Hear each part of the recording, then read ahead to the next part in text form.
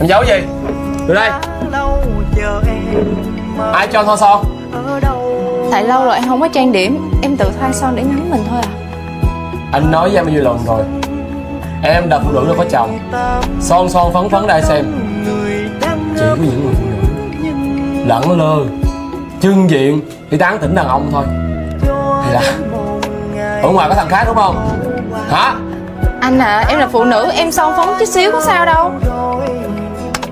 Anh làm quá lên không à. Anh làm quá hả? Anh không được nói hả? Để khi nào cái đầu này nè phải chụp cái sừng mới được nói hay sao? Anh đừng có nói. Không có nói nữa. Em không cãi với em nữa.